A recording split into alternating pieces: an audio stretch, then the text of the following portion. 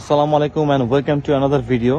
আজকে যারা আইএলটিএস দিচ্ছে তাদের জন্য যে টাস্কটা হবে, এই ভিডিওটা দেখার পরেই 2টা ঘন্টা সময় দিতে হবে, ঠিক আছে?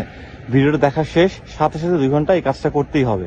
ফার্স্ট হচ্ছে ভোকাবুলারি মুখস্থ করতে হবে 15টা ভোকাবুলারি মুখস্থ করে, মানে এত ঠান্ডা আমি কথা বলতে পারতেছি না, এনিওয়ে সো 15টা ভোকাবুলারি মুখস্থ করে প্রতিটা ভোকাবুলারি দিয়ে আমরা চেষ্টা করবো দুইটা থেকে তিনটা সেন্টেন্স বানাতে, কেমন?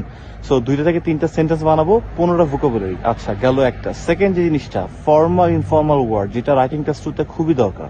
সো আমরা চেষ্টা করব কমপক্ষে হলো 30টা ফর্মাল ইনফর্মাল ওয়ার্ডগুলো শিখে নিতে। এগুলো খুবই সহজ, সময় বেশিক্ষণ লাগবে না।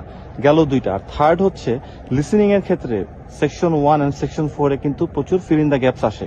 সেকশন 4 এ তো ফিল ইন দ্য গ্যাপস আসবেই। তো সেটাতে আমাদের যে প্রবলেমটা হয় সেটা হচ্ছে স্পেল ইরর হয়, কি মানে বানানে ভুল হয়।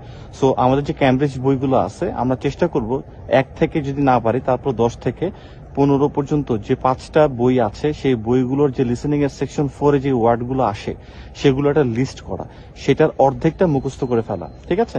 যেগুলো পারি না সেগুলো লিস্ট করা এবং তার অর্ধেকটা মুখস্থ করা। আবারও বলি, 10 থেকে 15 পর্যন্ত যে কয়টা ক্যামব্রিজের বই আছে লিসেনিং টেস্টগুলোর যে অ্যান্সার শিটটা আছে সেখানে যে সেকশন 4 এ যে ওয়ার্ডগুলো আসবে সেগুলোর অর্ধেকটা মুখস্থ করে ফেলা, মানে যাতে কোনো স্পেলিং এরর না থাকে, স্পেলিং এর সমস্যাগুলো না থাকে। এগুলো থেকে কিন্তু আমাদের প্রচুর ভুল হয়। দেখা যায় লিসেনিং এ আমরা অ্যান্সারটা দিতে পারলাম ঠিকই, কিন্তু এই বানান ভুলের জন্য মার্কটা কাটা গেল। সো এটা জানি না হয়। সো এই 3টা কাজ 2 ঘন্টার মধ্যে করে ফেলতে হবে। এই ভিডিও দেখার পরে নেক্সট টাস্ক নিয়ে আবার আসছি। সবাই ভালো থাকবেন, আল্লাহ হাফেজ।